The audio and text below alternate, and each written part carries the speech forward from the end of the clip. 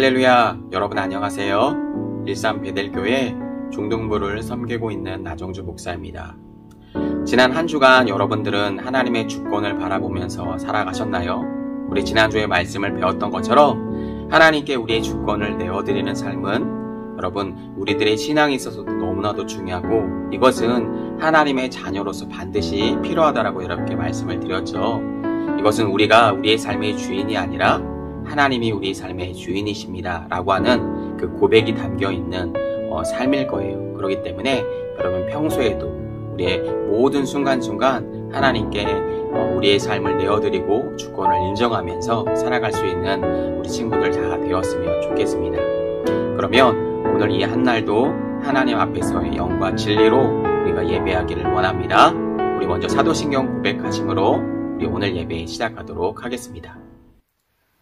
전능하사 천지를 만드신 하나님 아버지를 내가 믿사오며 그 외아들 우리 주 예수 그리스도를 믿사오니 이는 성령으로 잉태하사 동정녀 마리아에게 나시고 본디오 빌라도에게 고난을 받으사 십자가에 못 박혀 죽으시고 장사한 지 사흘 만에 죽은 자 가운데서 다시 살아나시며 하늘에 오르사 전능하신 하나님 우편에 앉아 계시다가 저리로서 산 자와 죽은 자를 심판하러 오시리라.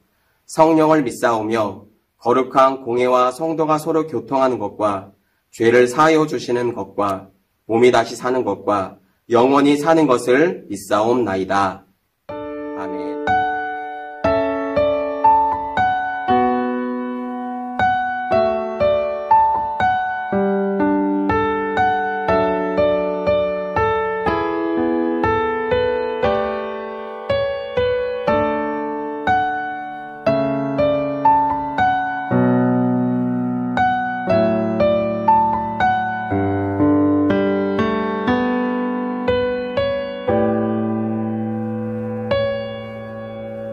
흘러간 어제 일과 마주한 오늘의 삶 속에 내 주님 계시네.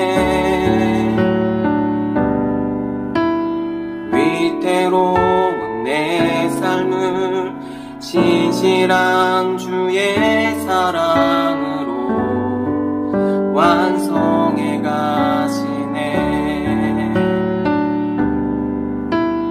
흘러간 어제 일과 마주한 오늘의 삶 속에 내 주님 계시네.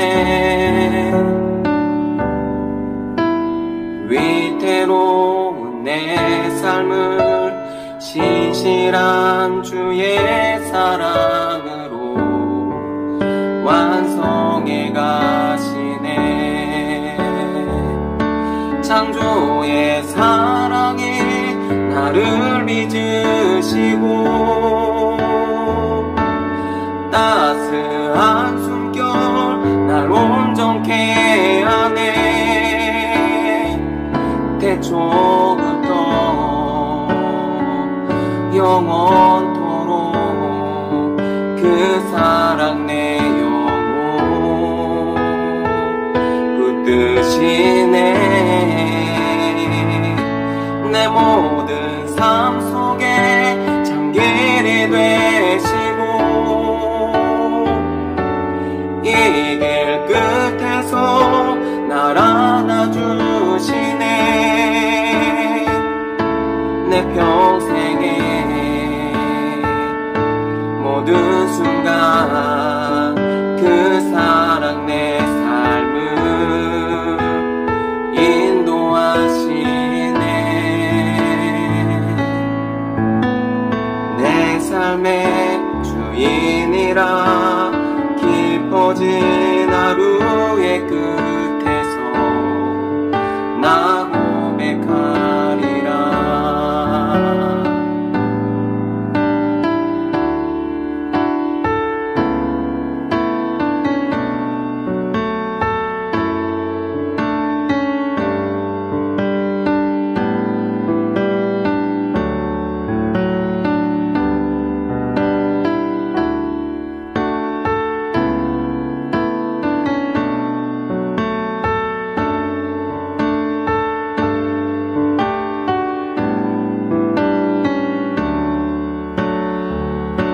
창조의 사랑이 나를 빚으시고 따스한 숨결 날 온전케 하네. 태초부터 영원토록 그 사랑 내 영혼 붙드시네. 내 모든 삶 속에 참길이 되시고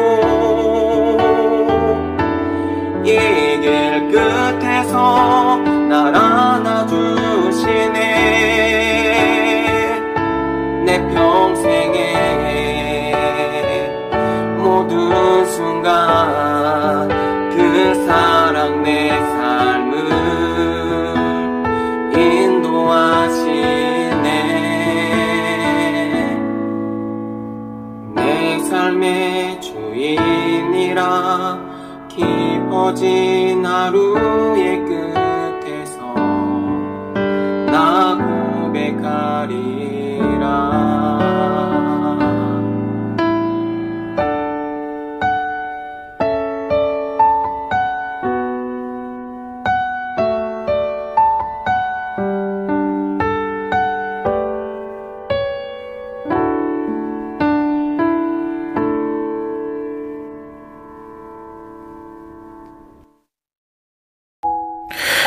하나님 아버지 감사합니다. 오늘도 일주일 동안의 각자의 삶을 마무리하는 주일입니다.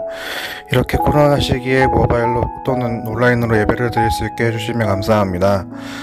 오늘도 말씀 주셔서 은혜로운 예배가 될 수 있도록 해주시고 또한 아이들이 그 말씀으로 붙들고 생활 속으로 나갈 수 있도록 붙들어주시고 이끌어주세요. 또한 나정주 목사님의 영육간의 강건함을 주시고 또 말씀을 전하신 데 있어서 건강한 말씀을 전할 수 있도록 은혜 내려주세요. 또한 코로나 시기입니다. 각자의 삶에서 건강한 생활할 수 있도록 아버지께서 붙들어 주시고 또한 하나님의 그 은혜로 살아갈 수 있도록 인도해 주세요. 오늘도 예배 가운데 은혜가 흘러 넘치길 기도하며 예수님의 이름으로 기도드립니다. 아멘. 오늘 우리에게 주시는 하나님의 말씀은 사무엘하 7장 1절에서 2절 그리고 8절에서 13절까지의 말씀입니다. 여러분 오늘 말씀이 내용은 조금 긴데 내용은 그렇게 어렵지 않거든요. 우리 사무엘하 7장 1절에서 2절 8절에서 13절까지 말씀 우리 다 같이 합독하도록 하겠습니다. 여호와께서 주의 모든 원수를 무찌르사 왕으로 궁에 평안히 살게 하신 때에 왕이 선지자 나단에게 이르되 볼지어다 나는 백향목 궁에 살거늘 하나님의 궤는 휘장 가운데 있도다. 8절입니다. 그러므로 이제 내 종 다윗에게 이와 같이 말하라. 만군의 여호와께서 이와 같이 말씀하시기를 내가 너를 목장 내 양을 따르는 데에서 데려다가 내 백성 이스라엘의 주권자로 삼고 내가 가는 모든 곳에서 내가 너와 함께 있어 내 모든 원수를 내 앞에서 멸하셨은즉 땅에서 위대한 자들의 이름같이 내 이름을 위대하게 만들어 주리라. 내가 또 내 백성 이스라엘을 위하여 한 곳을 정하여 그를 심고 그를 거주하게 하고 다시 옮기지 못하게 하며 악한 종류로 전과 같이 그들을 해하지 못하게 하여 전에 내가 사사에게 명령하여 내 백성 이스라엘을 다스리던 때와 같이 아니하게 하고 너를 모든 원수에게서 벗어나 편히 쉬게 하리라. 여호와가 또 내게 이르노니 여호와가 너를 위하여 집을 짓고 내 수완이 차서 내 조상들에게 함께 누울 때에 내가 내 몸에서 내 씨를 내 뒤에 세워 그의 나라를 견고하게 하리라. 그는 내 이름을 위하여 집을 건축할 것이며 나는 그의 나라 왕위를 영원히 견고하게 하리라. 아멘. 이번 주는 하나님을 위한 마음이라는 제목을 가지고 여러분들과 사무엘하 7장의 말씀을 나눠보려고 합니다. 이번 주는 여러분 38과에 대한 주제 내용을 가지고 여러분과 말씀을 나누는 거예요. 우리 먼저 38과에 대한 주제 영상 먼저 시청하시고 우리 말씀을 이어가도록 하겠습니다.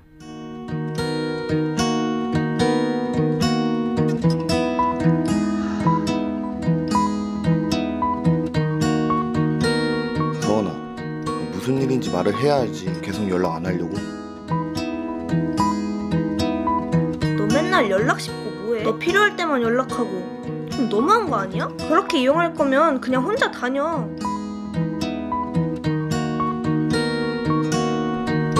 서은아, 이번 거 큐티 모임 내용이야. 아무리 어려워도 아무리 힘들어도 하나님 의지하고 믿으면 두려움도 어려움도 오늘 내 묵상이야. 한번 읽어봐줘. 복음을 선물로 받은 사람은 이 세상에서의 어려움은 더 이상 문제가 되지 않고 희망을 찾게 된다.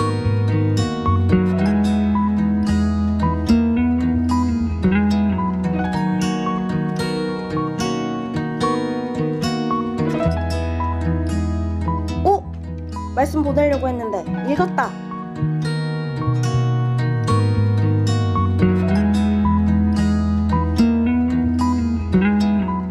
오늘은 좀 괜찮아? 나 오늘도 기도했는데. 서은아, 카톡 본 김에 빌립보서 4장 6에서 7절 한번 찾아서 읽어봐.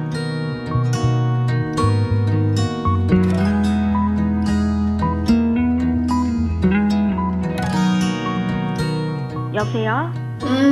잘 지내? 나 목소리 완전 오랜만. 보내준 카톡 다 봤어. 에이 뭘. 계속 신경 써줘서 고마워. 나 기도 열심히 하고 있었다. 정연아. 응? 근데 그때 나 왜 도와준 거야? 아, 그때 네가 나한테 그랬잖아. 하나님은 우리와 언제나 함께 계신다고. 우리 인도해 주신다고. 그러니까 힘든 영적 싸움에서도 같이 이겨내자고. 기억나? 기운을 받아라. 나는 하나님의 성전을 위하는 마음이 있나요? 혹시 여러분들은 교회라고 생각하면 어떤 이미지가 먼저 떠오르시나요?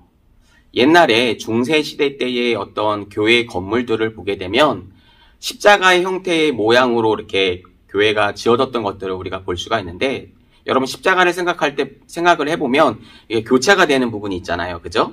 그러니까 교차가 되는 이 부분, 중앙의 부분에서 예배를 드렸던 것을 볼 수가 있고, 그리고 십자가 머리 부분, 이 모서리 부분에서는 하나님께 말씀을, 사제가 하나님의 말씀을 전하는 그 강단의 공간으로 사용되었던 것을 볼 수가 있어요. 그리고 십자가 아래 부분의 긴 부분, 이 부분은 성도들이 앉아서 하나님의 말씀을 들을 수 있는 회중들의 자리였다라고 볼 수가 있고요. 그리고 십자가의 날개 부분은 이제 양쪽에서 사제들이 예배를 준비하는 공간으로 사용되어졌던 것들을 볼 수가 있죠. 이런 형태가 오늘날 우리나라의 그 초대교회 형태 건물을 보게 되면 비슷한 건물들이 지금도 현재 몇 곳 남아있는 곳들이 있거든요. 이렇게 십자가 형태로, 그리고 또 종탑을 길게 올려서 세워졌던 교회의 모습들도 우리가 지금 볼 수가 있는 거죠. 그러면 여러분, 교회가 처음 생겨졌을 때의 모습은 어땠을까요? 사실 교회라고 명칭이 붙어지게 된 것도 구약시대에서 신약시대로 넘어오면서 이름이 붙여지게 된 거고, 교회라는 건물이 세워지게 된 거예요. 그러면 교회가 지어지기 전 구약 시대의 어떤 교회의 모습, 여러분 구약에도 교회가 있었을까요? 여러분 다 아시겠지만 구약에서는 성전이라고 불렀겠죠. 우리 친구들이 생각하기에 오늘날 교회와 구약 시대의 성전이 대개는 같은 의미로 여러분들이 아마 알고 계실 거예요. 완전히 틀리다고는 볼 수가 없지만 완전히 같다라고도 볼 수는 없어요. 신약시대의 교회는 예수님을 믿는 사람들이 모여서 하나님께 예배를 드리기 위해서 지어진 건물이죠. 그것이 이제 오늘날 교회가 된 거지만, 구약시대에는 성전이라고 불러서 그때는 또 예수님이 오시기 전이니까 또 예배하는, 표현을 하자면 제사를 집례하는 방식도 달랐겠죠. 그런 모습들의 어떤 종류들의 어떤 차이가 조금 있을 수가 있는데, 그래서 완전히 같다라고는 볼 수가 없어요. 그러나 구약시대의 성전은 하나님께 제사를 드리는 공간이었죠. 그렇죠? 본질상 하나님께 드린다라고 하는 이런 표현에서는 오늘날 신약시대의 예배를 하나님께 드려진다라고 하는 부분에서는 같다라고 볼 수도 있지만, 그러나 드리는 방식이나 모습이나 어떤 외형적인 모습에서 또 그 제사를 집례하는 것도 구약에서는 제사장이었죠. 그러나 신약 시대에 와서는 뭐 사제 내지는 목사님들이 이렇게 집례를 하고 있는 거죠. 그런 부분들이 조금 달라진 부분들이 있겠죠. 그리고 구약 성전은 솔로몬이 제일 먼저 건축을 했는데 이 성전 안뜰에는 하나님께 제사를 드리는 제단이 모셔져 있었어요. 그리고 성소와 지성소로 이 성전은 구분이 되는데 특별히 이 지성소 안에는 하나님께서 거하시는 곳이었고 하나님께서 임재하시는 곳이었어요. 그래서 이 지성소 안에는 하나님의 언약궤가 모셔져 있죠. 특별히 이런 말씀은 여러분께 우리 모세오경, 창세기, 출애굽기, 레위기, 민수기, 신명기 말씀을 여러분께 드리면서 여러분께 말씀을 드렸던 내용인데 혹시 여러분 기억하시나요? 성소와 지성소로 구분되어 있다라고 하는 이 어떤 성소의 개념에 대해서 여러분께 말씀을 드렸었는데 이것이 모세에게 주었던 그 율법의 일종의 성막이라고 하면 텐트인데 성전은 건물이죠. 그러니까 이 형태만 외형적인 형태만 다를 뿐 기본적으로 하나님께 제사하는 제사의 양식은 구약에서 모세에게 주셨던 그 양식과 동일하다라고 볼 수가 있는 거예요. 여러분 기억을 더듬어서 우리가 한번 생각해 봅시다. 하나님은 모세를 시내산으로 부르셔서 십계명과 각종 율법을 주셨어요. 그리고 성막을 만들라고 말씀을 하셨죠. 그렇죠? 여러분 기억하시죠? 성막은 앞에서도 말씀드렸다시피 성소와 지성소가 있고 성소 안에는 언약궤가 놓여져 있었어요. 그 언약궤 안에는 십계명으로 된 두 돌판, 그죠? 모세에게 주셨던 그 돌판에 대해서 여러분께 열심히 목사님에게 말씀을 드렸죠. 그 돌판과 그리고 만나가 들어간 항아리와 그리고 아론의 쌍난 지팡이가 안에 함께 들어져 있었어요. 또한 그 언약궤를 덮고 있는 것을 뭐라고 하냐면 시은자라고 하는데 그러니까 천사들의 어떤 그룹이라고 얘기할 수가 있어요.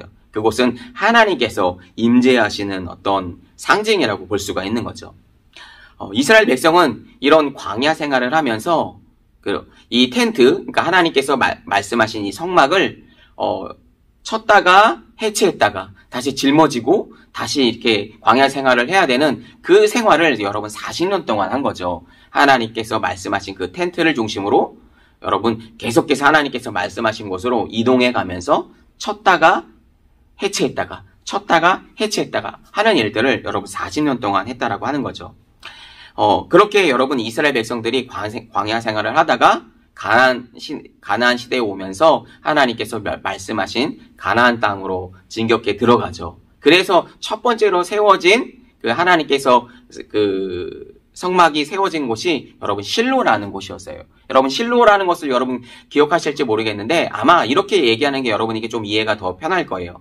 어린 사무엘이 그렇죠? 엘리 제사장을 섬기고 그 성막에서 같이 엘리 제사장을 도와서 그 성막의 일을 봉사를 했을 때 그죠? 그 성막이 있었잖아요. 그 성막이 여러분 실로라는 곳이었어요. 여러분 기억해 보시면 조금 이해하기가 편하실 텐데 그 실로라는 곳에서 사무엘이 컸고 또 사무엘이 크면서 사울 왕이 등장하게 되고 다윗이 등장하게 되었던 거죠.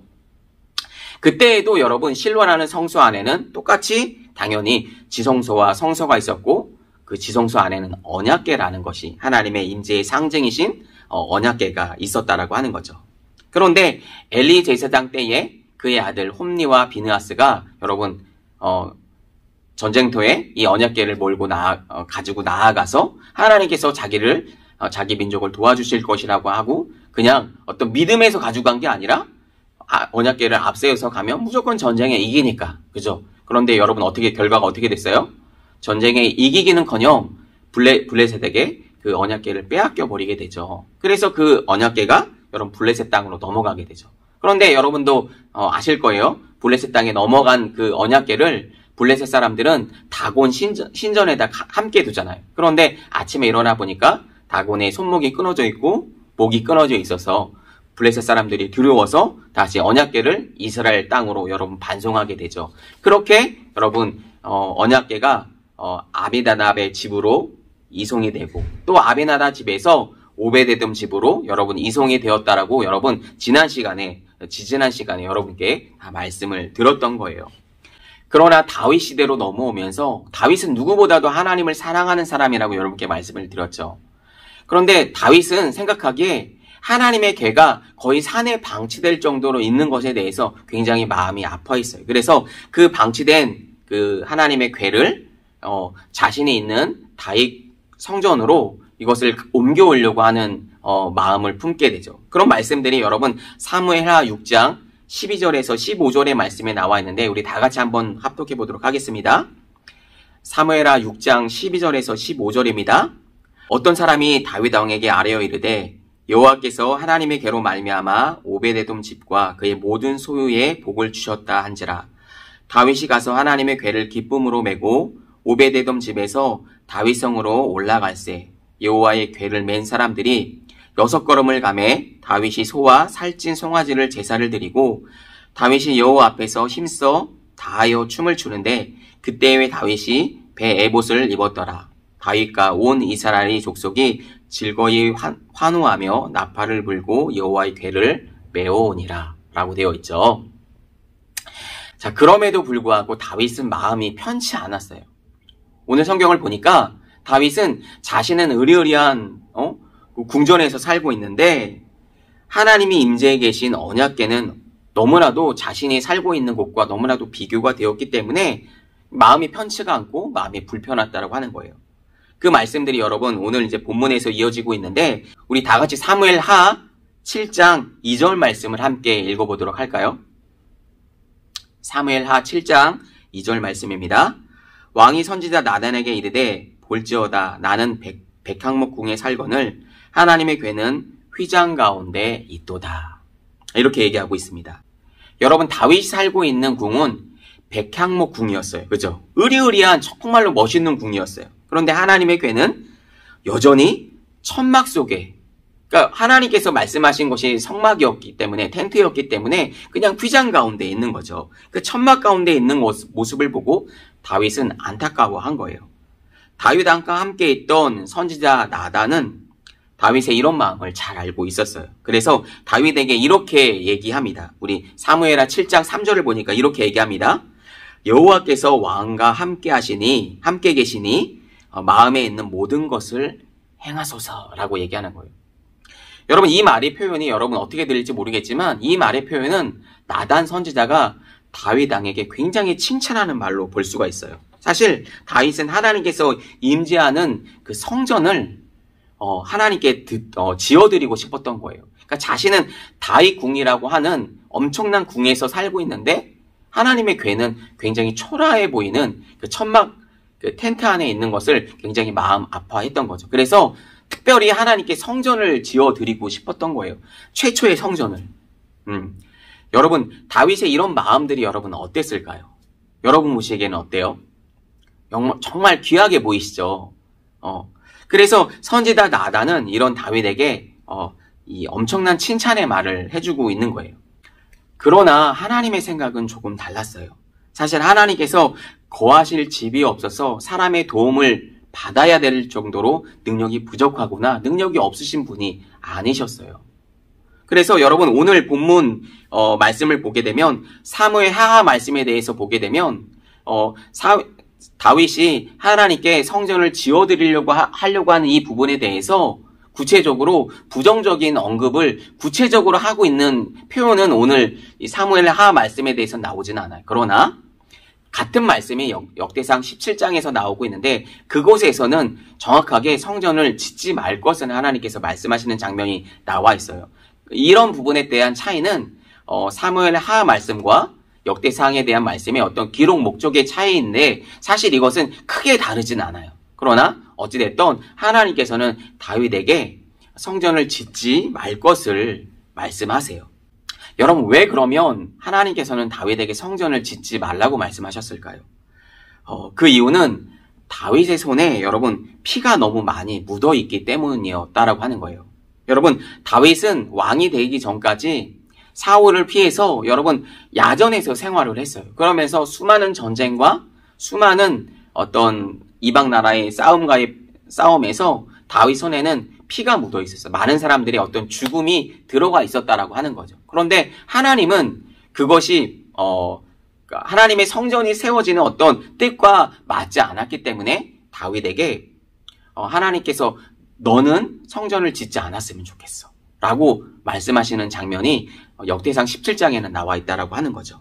우리 그렇게 구분되어 나와 있는 부분들을 조금 우리가 말씀을 대해서 우리가 찾아볼 텐데, 먼저 우리 사무엘하 7장 4절에서 7절 말씀을 한번 우리가 볼까요? 사무엘하 7장 4절에서 7절 말씀입니다. 그 밤에 여호와의 말씀이 나단에게 임하여 이르시되 가서 내 종 다윗에게 말하기를 여호와께서 이와 같이 말씀하시되 내가 나를 위하여 내가 살 집을 건축하겠느냐. 내가 이스라엘 자손을 애굽에서 인도하여 내던 날부터 오늘까지 집에 살지 않고 장막과 성막 안에서 다녔나니 이스라엘 자손과 더불어 다니는 모든 곳에서 내가 내 백성 이스라엘을 먹이라고 명령한 이스라엘 어느 지파들 가운데 하나에게 내가 말하기를 너희가 어찌하여 나를 위하여 백항목 집을 건축하지 아니하였느냐고 말하였느냐. 이렇게 얘기하고 있어요. 그러니까 여러분 뉘앙스가 어때요? 내가 너한테 내가 살 집이 없어서 너한테 내가 거할 곳을 너한테 만들어 달라고 얘기하지 않았는데 이렇게 얘기하는 것과 마찬가지죠. 그러나 여러분 동일한 말씀이 여러분 역대상 17장에 여러분 기록되어 있는데 여기 말씀을 보니까 이렇게 되어 있어요. 역대상 우리 17장 3절과 4절 말씀만 우리 다 같이 합독해 볼게요. 역대상 17장 3절과 4절 말씀입니다. 그 밤에 하나님의 말씀이 나단에게 임하여 이르시되 가서 내 종 다윗에게 말하기를 여호와의 말씀이 너는 내가 거할 집을 건축하지 말라. 이렇게 정확하게 직접적으로 얘기하고 있죠. 건축하지 말라고 하는 거예요. 다윗은 하나님을 위하는 마음으로 하나님의 성전을 짓고 싶어 했던 거예요. 그러니까 다윗의 마음에는 여러분들 보시기에도 어때요? 악의가 없어 보이잖아요. 그러니까 하나님을 위해서 하나님의 성전을 짓고 싶어 했어요. 그러나 하나님은 사람의 도움이 필요하신 분이 아니라고 하는 거죠. 더군다나 오늘 성경에서는 구체적인 그런 표현들이 나오고 있지 않지만 다윗의 손에는 너무 많은 사람들의 피가 들어가 있고 그래서 하나님의 성전을 지어야 되는 그 뜻과 맞지 않았다라고 하는 거예요. 그리고 하나님께서는 사람의 도움을 받으셔야 될 만큼 능력이 부족하신 분도 아니셨다라고 하는 거죠. 그러면 여러분들 생각하시기에 이렇게 질문하는 친구들이 있으실지도 모르겠어요. 오늘 설교의 제목이 하나님을 위하는 마음이라고 말씀을 드렸죠. 그러면 여러분 하나님을 위하지 말라는 건가요? 여러분 어찌됐든 다윗은 하나님을 위해서 좋은 마음으로 하나님의 성전을 지어드리고 싶어 했던 거죠. 그런데 하나님께서는 짓지 말라고 말씀하시니 여러분 그럼 우리는 어떻게 해야 할까요?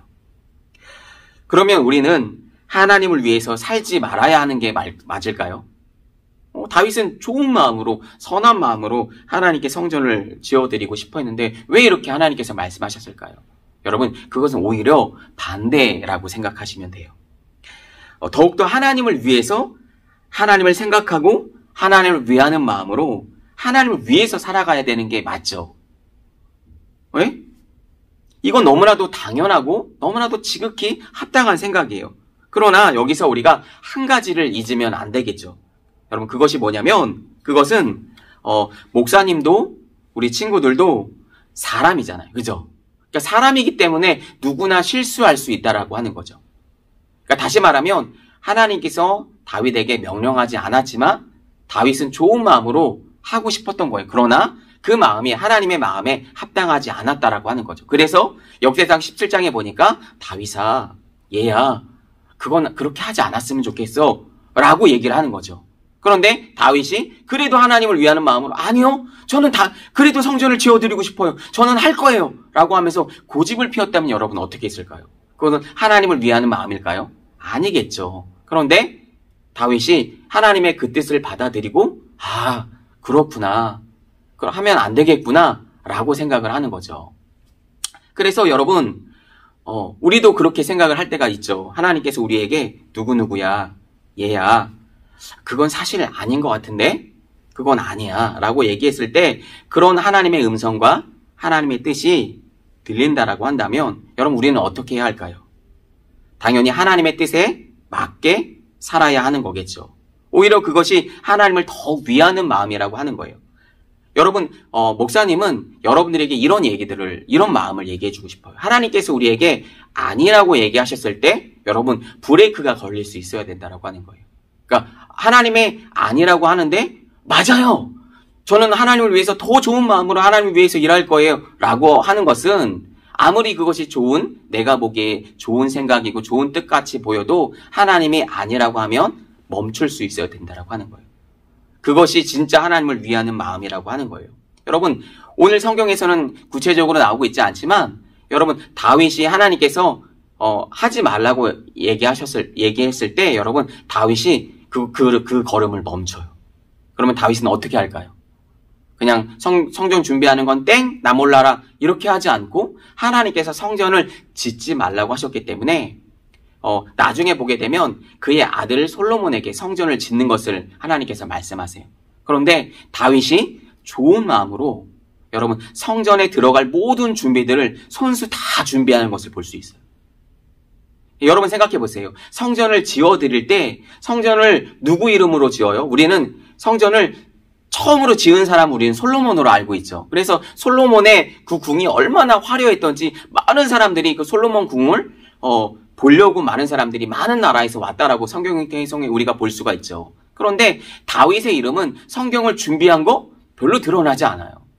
그렇잖아요. 드러나지 않고 잘 보이지 않고 그런데 너무나도 많이 준비를 해야 되는 작업이 필요한 거죠. 그런데 손수 이 다윗은 하나님께 성전을 봉헌해 드리기 위해서 그 준비하기 위해서 손수 다윗이 다 준비하는 것들을 볼 수가 있어요. 자기가 잘 드러나지 않은데도 불구하고 다윗은 좋은 마음으로 하나님께서 하지 말라고 하셨기 때문에 준비하는 것까지만 딱 하는 거예요. 왜요? 하나님께서 하지 말라고 말씀하셨기 때문에. 여러분 이것이 하나님을 위하는 마음이라고 목사님 여러분에게 말씀드리고 싶어요. 이것이 너무나도 중요한 거예요. 하나님께서 말씀하셨을 때 더 이상 나아가지 않는 것. 그래서 우리는 실수할 수 있고 우린 넘어질 수밖에 없는 연약한 인간이라고 하는 부분들을 우리가 인정할 줄 알아야 된다라고 하는 거예요. 나는 완벽해. 이 세상에 완벽한 사람이 어디 있겠어요?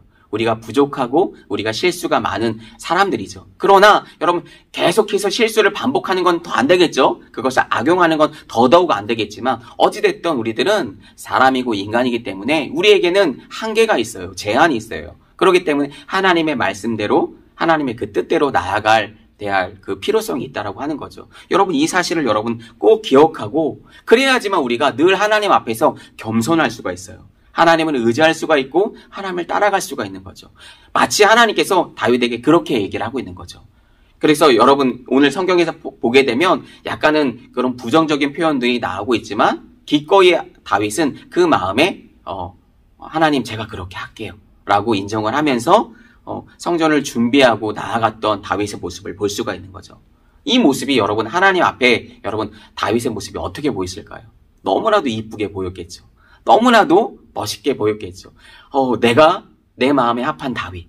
그래서 다윗을 여러분 하나님께서 나단 선지자를 통해서 주신 말씀을 보니까 이렇게 여러분 다윗을 축복하고 있는 것을 볼 수가 있어요. 여러분 그 말씀이 오늘 본문인 사무엘하 7장 8절에서 13절까지 말씀이 나와 있는데 여러분 이 내용이 조금 길지만 우리 다 같이 한번 우리 합독해 보도록 할까요? 사무엘하 7장 8절에서 13절까지 말씀입니다. 그러므로 이제 내 종 다윗에게 이와 같이 말하라. 만군의 여호와께서 이와 같이 말씀하시기를 내가 너를 목장 곧 양을 따르는 데에서 데려다가 내 백성 이스라엘의 주권자로 삼고 내가 가는 모든 곳에서 내가 너와 함께 있어 내 모든 원수를 내 앞에서 멸하셨은즉 땅에서 위대한 자들의 이름같이 내 이름을 위대하게 만들어 주리라. 내가 또 내 백성 이스라엘을 위하여 한 곳을 정하여 그를 심고 그를 거주하게 하고 다시 옮기지 못하게 하며 악한 종류로 전과 같이 그들을 해하지 못하게 하여 전에 내가 사사에게 명령하여 내 백성 이스라엘을 다스리던 때와 같이 아니하게 하고 너를 모든 원수에게서 벗어나 편히 쉬게 하리라. 여호와가 또 내게 이르노니 여호와가 너를 위하여 집을 짓고 내 수완이 차서 내 조상들과 함께 누울 때에 내가 내 몸에서 날 내 씨를 내 뒤에 세워 그의 나라를 견고하게 하리라. 그는 내 이름을 위하여 집을 건축할 것이요 나는 그의 나라 왕위를 영원히 견고하게 하리라. 여러분 이렇게 하나님께서 다윗에게 말씀해 주셨다라고 하는 거예요. 여러분 이 말을 들은 다윗이 얼마나 그의 마음 가운데 기쁨이 넘쳤을까요? 여러분 13절에 보니까 내가 그 이름을 위하여 내 왕위를 영원히 견고하게 하리라. 내가 네 왕위를 영원히 끝까지 이어갈 거야 라고 하나님께서 말씀해 주시고 계신 거죠. 여러분 이 다윗의 왕위에서 나오시는 분이 누구냐면 여러분 우리의 구원자가 되실 예수 그리스도가 다윗의 후손으로 오신다라고 하는 사실이에요. 아마 다윗은 이 사실을 몰랐을 거예요. 그런데 여러분 정말 이거보다도 영광스러운 하나님께 그 복이 있을까요? 자신의 후손 안에서 예수 그리스도가 오신다? 바로 하나님께서 계획하신 그 다윗은 다 할 수가 없었지만 그러나 하나님 나라의 어떤 플랜, 하나님 나라의 계획의 완성은 이렇게 다윗의 고백과 삶을 통해서 다윗이 그가 행한 일들을 통해서 하나님의 나라는 계속해서 이어지고 만들어지고 있다라고 하는 거예요. 여러분 이거보다도 귀한 축복이 어디 있겠어요? 목사님은 여러분들이 여러분의 신앙의 고백과 다윗과 같은 하나님을 위하고 하나님을 위해서 여러분 살아가려고 하는 그 신앙의 고백과 삶을 통해서 하나님의 나라가 만들어지고 하나님께서도 그런 여러분을 통해서 하나님의 나라 일을 맡겨주실 거라고 목사님은 믿어요. 그래서 여러분이 가는 곳곳마다 삶의 어떤 지경이 넓어지고 가는 처소 영역마다 하나님의 나라가 임하고 하나님께서 여러분을 통해서 그 영광을 받으신다라고 한다면 여러분은 그 가는 곳곳마다 하나님의 나라가 세워지는 그 영광을 볼 거예요. 마치 다윗과 같이 하나님께서 위대한 하나님의 사람으로 하나님께서 사용해 주실 줄로 믿어요. 여러분 이제 말씀을 정리할 텐데 여러분 이것을 기억했으면 좋겠어요. 여러분 다윗은 최선을 다해서 하고 싶은 일을 하려고 했지만 그러나 하나님께서 하지 말라고 말씀하셨기 때문에 집을 하나님의 성전을 지어 드릴 수는 없었어요. 여러분 하나님께서 아니라고 하면 아닌 거죠. 그래서 거기서 멈추고 여러분 우리가 할 수 있는 부분에 대해서는 최선을 다해서 우리가 준비해야 하겠죠. 그렇게 하나님과 또 어떻게 친밀한 그 교제를 이어가고 하나님과의 그 관계가 되다 보니까 여러분 하나님의 마음을 알 수가 있는 거죠. 내 고집, 내 생각이 더 때로는 맞는 것 같고 그렇게 보인다고 할지라도 내가 내 고집과 내 상황을 하나님께 고집스럽게 얘기하기보다는 하나님의 말씀 앞에 그렇게 하나님의 말씀을 듣고 따라 살아갈 수 있는 우리 친구들이 다 되었으면 좋겠어요. 그것이 정말 하나님을 위하는 마음이고 그렇게 살아갈 때 하나님께서도 여러분의 삶을 통해서 하나님의 나라 일을 하나님께서 맡겨주실 줄로 믿어요. 그렇게 우리가 믿고 살아갈 수 있는 우리 베들의 모든 우리 친구들 다 될 수 있었으면 좋겠습니다. 이 시간에 하나님께서 주신 말씀을 기억하고 이 시간 기도했으면 좋겠습니다. 하나님 다윗과 같이 하나님의 말씀이 들려질 때 그것이 하나님 부정적이고 혹 내 마음 가운데 들지 않는다 할지라도 하나님께서 우리에게 하신 말씀이라고 한다면 우리의 삶보다 우리의 형편과 우리의 처지를 더 잘 아시는 하나님께서 우리를 더 잘 알고 계시겠죠. 우리의 체질을 더 잘 알고 계시겠죠. 그래서 하나님의 말씀 앞에 우리가 순종할 수 있는 우리가 될 때 또 하나님의 말씀대로 하나님의 그 섭리대로 우리가 지어져 가고 만들어 갈 줄로 믿어요. 그렇게 살아갈 수 있는 우리 친구들 될 수 있도록 도와달라고 우리 2분 정도만 다 같이 우리의 마음을 다해서 주님 앞에 기도하도록 하겠습니다. 살아계신 하나님 은혜와 사랑을 감사합니다. 주신 하나님의 말씀을 붙잡고 이 시간을 기도하며 나아갑니다. 하나님 다윗의 삶을 통해서 하나님 정말 다윗이 하나님을 위하는 마음으로 하나님의 성전을 지어드리고 싶었지만 그러나 다윗의 손에 또 다윗의 어떤 삶 가운데 하나님 또 하나님과의 어떤 성전을 지어드리기 합당하지 않았기 때문에 그의 삶을 통해서보다는 그의 아들을 통해서 하나님 성전을 하나님께서 또 그의 왕위를 영원히 하나님 세워가겠다고 하나님 다윗에게 축복해 주시고 약속해 주셨던 주님, 우리가 순간순간마다 하나님 우리의 뜻과 우리의 계획과 우리의 고집을 부리기보다는 하나님의 말씀 앞에 우리의 삶을 올려드리고 또 하나님을 위해서 살아갈 수 있는 우리 친구들이 다 될 수 있도록 도와주시고 또한 이런 삶이야말로 또 하나님의 자녀다운 하나님의 백성다운 하나님의 자녀다운 삶일 줄로 믿습니다. 그렇게 살아갈 수 있는 우리 친구들 다 될 수 있도록 주님 축복하시고 어디에서든지 하나님의 나라와 그 확장을 위해서 하나님의 영광스럽게 사용되어 살아갈 수 있는 우리 귀한 친구들 될 수 있도록 주님 축복하시고 인도하여 주시옵소서. 특별히 하나님 대입 수능을 맞아 우리 계속해서 준비하고 있는 우리 수험생들이 있습니다. 하나님 그의 마음을 위로하여 주시고 하나님 그의 마음을 붙들어 주시고 평강 가운데 임하여 주시고 좋은 컨디션과 최상의 컨디션과 하나님 좋은 하나님 모습으로 하나님께 영광 올려드릴 수 있는 귀한 친구들 될 수 있도록 도와주시고 특별히 우리 친구들의 마음을 붙들어 주셔서 수험생들의 마음을 붙들어 주셔서 하나님이 그 시험이 우리들의 인생을 하나님이 이끌어가는 것이 아니라 바로 하나님이 우리의 인생을 이끌어 가신다는 사실을 하나님 이 시험을 통해서 우리가 믿음으로 고백하며 나아갈 수 있는 귀한 시험이 될 수 있도록 주님 축복하시고 인도하여 주시옵소서. 끝까지 최선을 다할 수 있도록 주님 은혜로 함께하여 주시옵소서. 오늘 말씀 주신 하나님 감사합니다. 그 말씀대로 살아갈 수 있는 우리 친구들 될 수 있도록 주님 인도하시고 함께하여 주시옵소서. 찬양과 감사를 오직 주님께만 올려드리며 살아계신 예수 그리스도의 이름으로 기도하옵나이다. 아멘. 지금은 우리 주 예수 그리스도의 은혜와 하나님 아버지의 극진하신 사랑하심과 성령님의 감화감동 내주인도 그 충만하심이 오늘 예배와 말씀을 통하여서 하나님 다윗처럼 하나님을 위하고 또 하나님의 말씀이 들려질 때 적극적으로 순종하고 그 말씀대로 살아가기로 하나님 결단하고 나아가는 베델의 모든 청소년들 머리 위에와 그의 가정과 학교와 우리들의 비전 위에 이제로부터 영원토록 함께 계시기를 간절히 축원하옵나이다. 아멘.